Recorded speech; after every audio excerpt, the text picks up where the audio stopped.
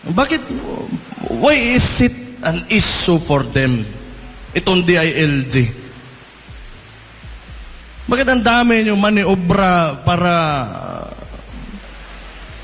Pakialam nyo ba kung yan yung platform ng Davao City? Ayaw namin talaga ng droga. Does it mean that you are supporting illegal drugs?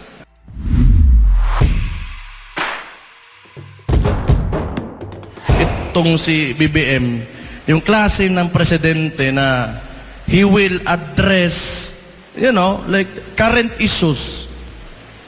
Ngayon napansin ko lang, pinipili niya lang. And it's, a lot of this, itong nangyari dito, alam ko yan kasi mayor ako. Isipin na lang natin, nasa isang barangay, may nangyayari na ganito. Then, it will be my responsibility and part of my job. Kung tatanungin ko, what is the problem? Paano natin ayusin yung problema na yan? Paano natin para matapos na lahat at mapayapa tayo ang lahat?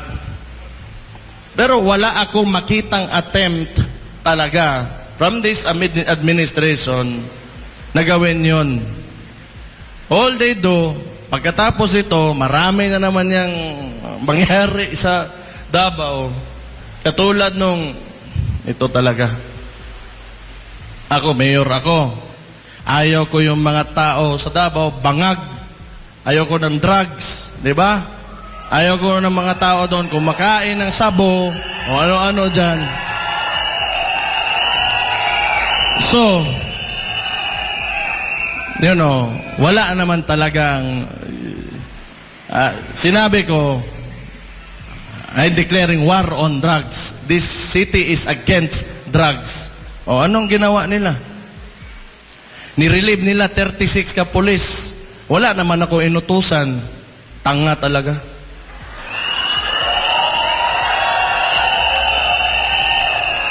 Kung yun. Kaya nga, it's really confusing. Hindi naman masama yung intention ko na siguro masama kung involved ka in illegal drugs. But, for the people na ayaw nila na kumain ng sabo yung anak nila, yung kapatid nila, ayaw nila mag-shrink yung utak. Bakit, why is it an issue for them? Itong DILG. Bakit ang dami nyo maniobra para... Pakialam nyo ba kung yan yung platform ng Davao City? Ayaw namin talaga ng droga.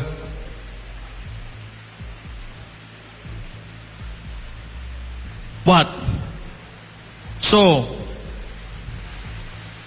does it mean that you are supporting illegal drugs?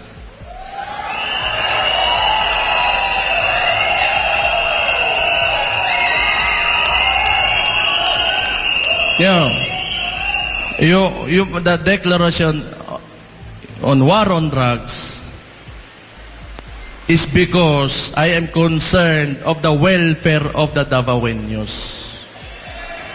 Tapos gusto nilang barahin, isira ulo.